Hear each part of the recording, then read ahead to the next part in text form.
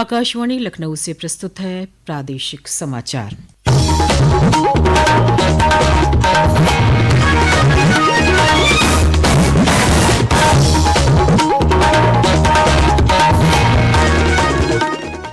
मुख्य समाचार। प्रदेश के 1154 सेंटरों पर उत्तर प्रदेश आरक्षी भर्ती परीक्षा दूसरे दिन शांतिपूर्ण ढंग से हुई संपन्न। पुलिस महानिदेशक प्रशांत कुमार ने लखनऊ में परीक्षा केंद्रों का किया निरीक्षण। प्रधानमंत्री नरेंद्र मोदी कल सवेरे 11 बजे आकाशवाणी से मन की बात कार्यक्रम में लोगों के साथ साझा करेंगे अपने विचार। भगवान श्री कृष्ण के 5251वें जन्मोत्सव पर मुख्यमंत्री योगी आदित्यनाथ कल मथुरा में करेंगे 3 दिवसीय समारोह का शुभारंभ। और अयोध्या के श्री राम जन्मभूमि मंदिर के परकोटा में लगेंगे ब्रॉन्ज के 90 म्यूरल। प्रथम तल पर रखा जाएगा टाइटेनियम से बना राम दरबार। नमस्कार, प्रदेश के समाचारों के साथ मैं मनीषा पाठक। अब समाचार विस्तार से। उत्तर प्रदेश आरक्षी भर्ती परीक्षा के दूसरे दिन कड़ी सुरक्षा के बीच 67 जिलों में 1154 सेंटरों पर परीक्षा शांतिपूर्ण ढंग से संपन्न हुई। परीक्षा को नकल विहीन और शांतिपूर्ण तरीके से संपन्न कराने के लिए एसटीएफ, यूपी पुलिस की कई टीमें लगाई गई हैं। ये परीक्षा कल और 30 तथा 31 अगस्त को भी आयोजित होगी। यूपी पुलिस सिपाही भर्ती परीक्षा के दूसरे दिन अभ्यर्थियों को सघन चेकिंग के बाद परीक्षा केंद्र में प्रवेश दिया गया। परीक्षा को पारदर्शी ढंग से संपन्न कराने के लिए पुलिस महानिदेशक प्रशांत कुमार स्वयं नजर बनाए हुए हैं। पुलिस महानिदेशक ने आज लखनऊ विश्वविद्यालय और लखनऊ के नेशनल पीजी कॉलेज में बने परीक्षा केंद्रों का निरीक्षण किया। उन्होंने परीक्षा को पारदर्शी एवं शुचितापूर्ण संपन्न कराने के लिए आवश्यक निर्देश अधिकारियों को दिए। लखनऊ में परीक्षा के लिए 81 केंद्र बनाए गए हैं। लखनऊ के जिलाधिकारी डॉक्टर सूर्यपाल गंगवार ने आज गोलगंज स्थित क्रिश्चियन इंटर कॉलेज में निरीक्षण किया। रेलवे स्टेशन, बस अड्डा और टैक्सी स्टैंड पर अभ्यर्थियों को किसी प्रकार की असुविधा न हो, इसके लिए पुलिस, आरएएफ की टीमें तैनात हैं। लखनऊ पुलिस ने वीडियो बनाकर पेपर लीक की अफवाह फैलाने के मामले में हुसैनगंज थाने में एफआईआर दर्ज की है। भर्ती परीक्षा के पहले दिन कल पहली पाली के प्रश्न पत्र का परीक्षा के पहले का टाइम लगाकर वीडियो बनाकर सोशल मीडिया पर पोस्ट किया गया था। परीक्षा के पहले दिन कल दोनों पालियों में तकरीबन 9,60,000 अभ्यर्थियों को परीक्षा देनी थी, लेकिन 31% अभ्यर्थी अनुपस्थित रहे। कई जगहों पर नकलची पकड़े गए। वहीं मुजफ्फरनगर में परीक्षा ड्यूटी के दौरान लापरवाही बरतने पर एसएसपी ने 4 पुलिसकर्मियों को निलंबित कर दिया है। प्रधानमंत्री नरेंद्र मोदी ने नेपाल में भारतीय बस के दुर्घटनाग्रस्त होने से हुई मौतों पर दुख जताते हुए मुआवजे की घोषणा की है। प्रधानमंत्री ने दुर्घटना में जान गंवाने वाले शोक संतप्त परिवारों के प्रति संवेदना व्यक्त करते हुए घायलों के जल्द से जल्द ठीक होने की कामना की है। नेपाल में भारतीय दूतावास प्रभावित लोगों को हर संभव सहायता प्रदान कर रहा है।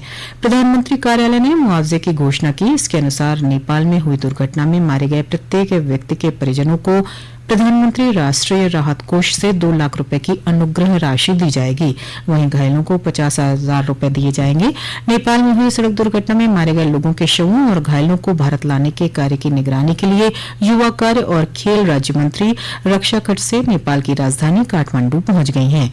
हादसे में जान गंवाने वालों के शव उत्तर प्रदेश सड़क मार्ग से और महाराष्ट्र हवाई मार्ग से लाए जा रहे हैं। बाकी यात्रियों और परिवार के सदस्यों को विशेष बोगी से महाराष्ट्र पहुंचाया जाएगा।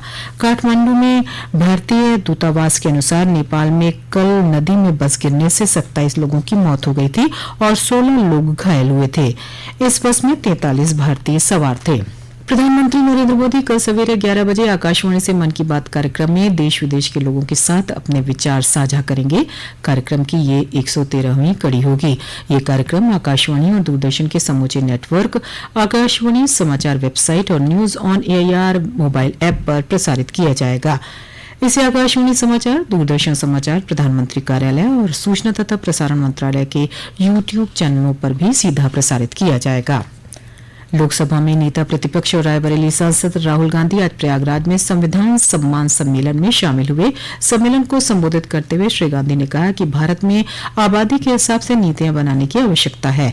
ऐसा नहीं होने के कारण जरूरतमंदों को नीतियों का लाभ नहीं मिल पा रहा है। उन्होंने जाति जनगणना की वकालत करते हुए कहा कि संविधान की रक्षा के लिए ये अत्यंत आवश्यक है।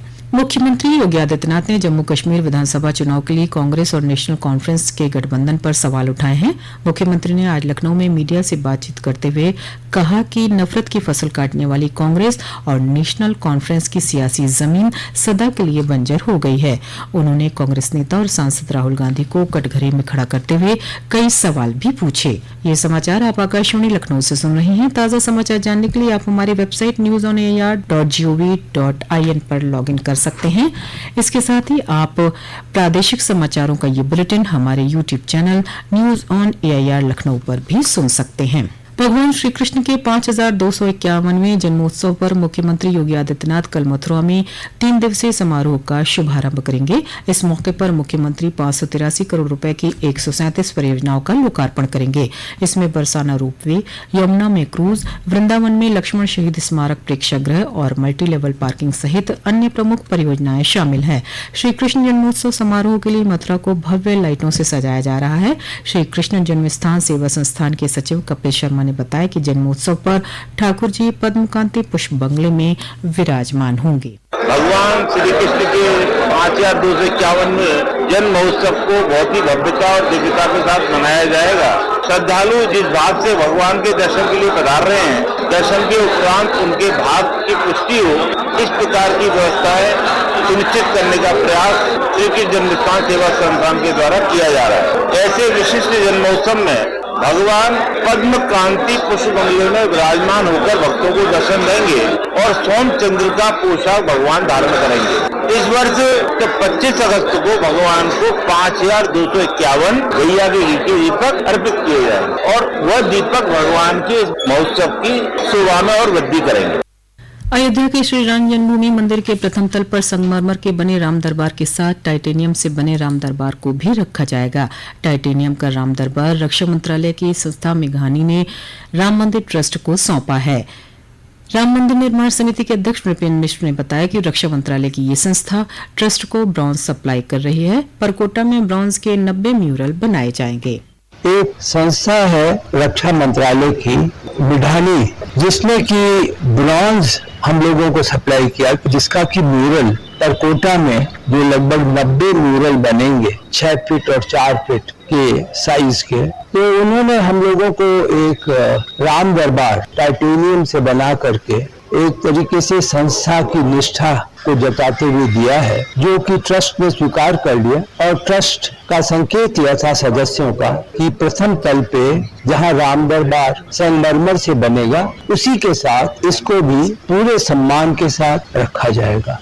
मेरठ के रजपुरा ब्लॉक के नगली आजमाबाद गांव में दुर्गा स्वयं सहायता समूह की महिलाएं विभिन्न प्रकार की मूर्तियां बनाकर आत्मनिर्भर बन गई हैं। श्री कृष्ण जन्माष्टमी से पहले ये महिलाएं भगवान कृष्ण समेत अन्य भगवानों की मूर्तियां बना रही हैं।